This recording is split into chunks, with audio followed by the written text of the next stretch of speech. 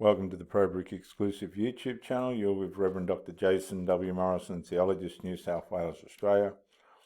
If you haven't already, subscribe, like, share and comment on the video at the end, if you will. Our proverb for today is, wealth from get-rich-quick schemes quickly disappears. Wealth from hard work grows over time. Proverbs 13:11. Wealth from get-rich-quick schemes, quickly disappears. Wealth from hard work grows over time. Hi guys. So I grew up being very judgmental of people. I thought I was really cool and up on my high horse when I was like 12, and I was like, I'm never gonna drink, I'm never gonna do drugs. People who drink are so dumb and they're all going to hell. I grew up It's quite funny, this Sheila. A lot of women today are judgmental in their own way. You usually find out this when you first meet them. Listen very closely to what they say when you first meet them, because this will establish your understanding of who they are right from the get-go. Also, guys, don't get into this position. I'm sick of you calling me mummy's boy. If you're a mummy's boy, sort that situation out as quickly as you can. thinking I was never gonna drink. Alcohol was bad. And then I turned like 16 or so, and I went to my first ever party, okay? And like, I had been around alcohol before, but I'd never been to like a high school party, and I'd never been around teenagers drinking, right? So I was actually kind of excited like to go to the party environment because I was a very social person. I really wanted friends, but I had no interest in drinking, like none at all. I wasn't as judgmental as I was when I was 12, but like people offered me drinks. I was like, no, I'm good. I don't want it. Like, I just wasn't interested in it. So not to be depressing or anything, but something really bad happened that traumatized me, and I became depressed after that, and I quickly wanted to sabotage my life. And I'm not kidding. I actively was like, I don't want to have a good life anymore. And this is what happens to a lot of these people. They get hurt and they want to throw their life away, and so they turn to drugs and alcohol and nicotine and all these other things. Wealth from a get-rich-quick scheme quickly disappears. Wealth from hard work grows over time. Well, it's supposed to. I know lots of people that have worked hard all their lives and wasted it on different forms of living and different habits and things like that. Disgusting, actually. In my life. I don't know why. That was just my thought process. I was very down, okay? So the next time I went to like, it was like a Halloween party, and somebody offered me a drink, then I was like, hell yeah, I want a drink. And I was excited. So I had a little Strawberita, which is like a beer drink maybe. I don't know. It's not good at all. But I just wanted to drink. Like, it was half social and half just like, I just really wanted to. And so I had my first sip of a drink. And let me tell you guys something. When I had this first sip of alcohol, something inside of me was like, I need more. And it freaked me out a little bit. But it also felt good to drink, because if you ever drank alcohol before, you know that it makes you feel a little loose and excited and happy and whatever. So I was excited. In other words, it deceives you. Alcohol deceives you. The Bible says in Proverbs 31:4, is it not for kings, O Lemuel, to drink wine and whiskey? For if they drink, they may forget their duties and be unable to give justice to those who are oppressed. In other words, their judgments will be skewed. Hard liquor is for sick men at the brink of death, and wine for those in deep depression. Let them drink to forget their poverty and misery. So the Bible's likening depression to misery. You should defend those who cannot help themselves, and so on and so forth. But there's some stuff on drink in the Bible. And I was also like craving it really hard, so it was like very weird experience, very weird experience, but a relatively good first experience with drinking. So I was like, cool, this is fun, I want to do this more. So from then on, I probably drank like every weekend. I was never the type to get like blackout drunk. I never threw up. I never like drank till I was sick or anything. I just had enough to where I was like drunk per se. And I'm ashamed to say I was doing this in my mom's house. She didn't notice. I was like upstairs with my friends, and I had secret alcohol stashed in my room. I bought like a giant bottle of vodka, like a huge bottle, and I kept it in this like bin that I had in my room that nobody would ever look in and nobody ever found it. And sometimes I would drink it by myself, like out of this weird tendency. Again, it goes back to craving it the first time I had it. It was like this weird physical want that I had, not to get drunk, not to feel like I was drunk, but just to consume alcohol. It was so weird. So I would find myself occasionally just like drinking a little bit straight from the bottle of my big ass bottle of vodka. I would constantly sneak wine from my dad because he always had a bottle of wine on the counter. I would steal, he had like a liquor, I don't know what it was, like whiskey. It was disgusting, but I would steal that from his cabinet downstairs, and I just wanted to drink. It was not great. I remember on my 17th birthday, I got drunk in front of everybody and nobody knew because I brought alcohol in a bottle, like a plastic water bottle, and I like spiked my drink with it. You guys can see like I was obsessed with drinking to the point where like I wanted to bring it to my own birthday party where nobody else was drinking. Which like looking back, that's like,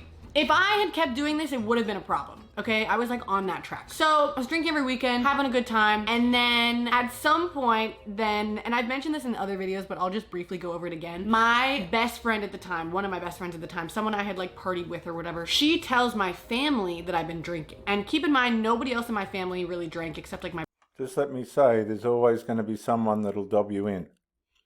Guarantee it. brothers. My sisters didn't drink. They were very not like party people, and I was being a party person, and I was also 17, and I shouldn't have been doing that. It was pretty unsafe, obviously, because underage drinking is not great. And so my friend was worried about me, whatever, and she told them everything I was doing. She told them a lot of stuff about my personal life that nobody should ever tell anybody else. I should have You can count on friends for that. been the one to tell them some of these things, but whatever, she thought it was her duty to do so. They had a whole conversation with me and my parents, and everybody was like, Danny, you can't be doing this. Oh my God, I was crying. It was a bit traumatizing, not gonna lie. They had like an intervention with me, and they like took me to a parking lot, and they were like, we know what you've been doing. and I was like, Jesus Christ, this is scary. So I did stop drinking for a little bit after that. I didn't stop smoking weed. And I'm not talking about weed in this video. I was smoking while I was also drinking, but I will leave that for another video because I do want to do a whole video on why I don't smoke weed anymore. But I did continue smoking weed every now and then, like in secret, because for some reason, I don't know, I craved that as well. But I shortly thereafter came back to, you know, drinking with my friends, because obviously telling a teenager not to drink doesn't really work. This was less times. It was maybe like, you know, 4 or 5 times after that. And by this time I was about 18. Okay, so it had been about a year and a half of me drinking on and off, sometimes more frequently than others. So then after those few times of drinking, like after my family told me to stop and everything, I met this guy. I am now married to him, but I met him and he was straight edge, which basically just means that you don't drink, you don't smoke, you don't do any drugs, and you never plan to ever. He was very anti-drinking. And it's not that he doesn't want his friends to drink. He doesn't care if people are drinking around him, but he did have this idea that he wanted to date somebody who didn't drink. Now, he never forced it on me, but he did say, like, I don't really want to be with someone who drinks. And like, I totally get that. It's your preference. Like, I wouldn't want to date someone who smokes weed. So I totally get where he was coming from with that. But for me, where I went wrong is I but I kind of convinced him that I didn't want to drink anymore when I did. So I stopped drinking with friends. Like, I didn't have a lot of reasons to drink anyway, so it was actually pretty easy to just be like, yeah, I don't really want to drink anymore. But deep in my soul, I wanted to, and I still had these tendencies. So there was an incident where a couple months into dating, I went to a wedding. It was actually my sister's wedding, and I was out of town. My boyfriend wasn't there. My husband now, my boyfriend at the time. Evan wasn't there. I was in a different state, and I decided to lie to him and get drunk and not tell him, because I knew if I told him, he would be a little uncomfortable, because we kind of mutually were like, yeah, we don't drink, like whatever, and I was lying. Yeah, and this isn't uncommon. To him, which I should not have done, but I had convinced him I didn't want to drink anymore, so I wasn't about to tell him that I wanted to get drunk at my sister's wedding, but I really wanted to get drunk at my sister's wedding. Keep in mind, nobody was giving me alcohol. I was literally going around the wedding, and I was taking people's half-drunk glasses of wine and just finishing them. And like, I was tasting everybody's wine, I was chugging it when nobody was looking. I was just trying to drink, which is like so crazy. Like looking back on it, when you're trying to get drunk in a scenario where nobody your age is getting drunk and you just want to drink alcohol, that is probably an issue. So my boyfriend actually called me during the wedding, and I accidentally like basically told him that I was drunk and didn't mean to, and like he found out. He got really upset with me for lying. He wasn't even that mad that I drank. He was just mad that I lied to him, and I totally understand it. So that was a huge fight in our relationship, and I was really sad. Like the next day I woke up and I was like, Jesus, like it really wasn't worth it if it comes with the price of lying to my boyfriend and making him sad, because And at least she's got a conscience, but it can get worse than this. I won't go into any types of other behaviour they do that they lie about, but yeah, no good. that is not cool. So I didn't drink for a really long time, and then the pandemic hit. My husband and I got married. We moved in together like right before the pandemic, so like we were living together through the whole pandemic.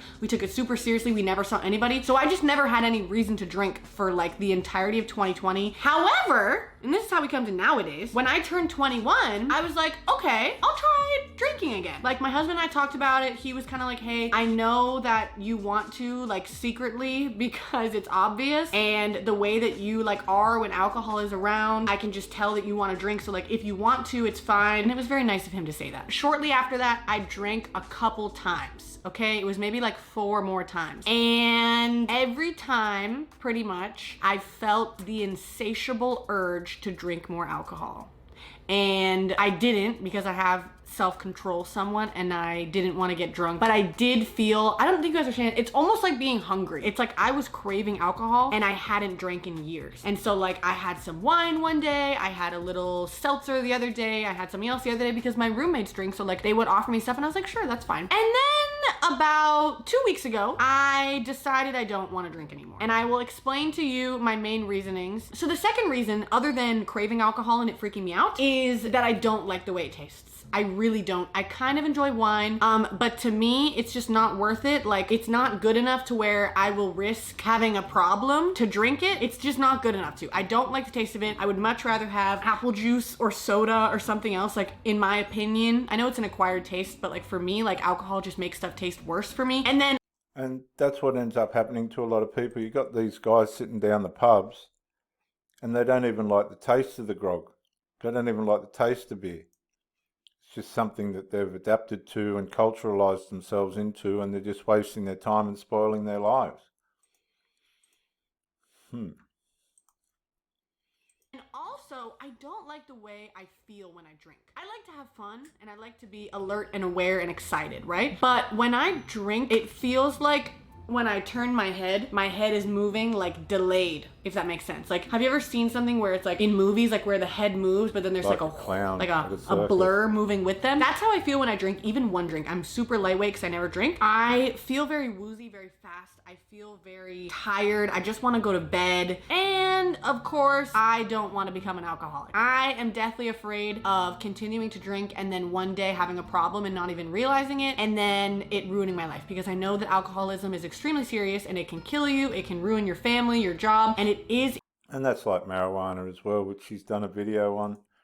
A lot of these people aren't self-aware. They lose their relationships and try and make excuses and blame everybody else. And I've seen a lot of loss and a lot of pain over the years through alcohol and drugs, and it makes me sad when I see people that just don't find their way out of it.